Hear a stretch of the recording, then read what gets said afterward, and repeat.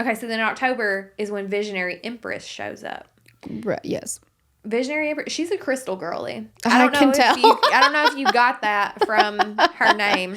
She, in one of her videos, she thinks that her third eye, which would be right here, is magnetized.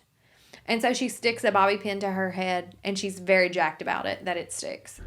Holy fuck. I think that means your skin is so fucking greasy that she was able to stick that and it did not fall down. And I'm not saying I couldn't do it. Yeah. I could probably do that. I mean, I could probably do it too, but I'm not going to, and I'm certainly not going to put it on the internet. No.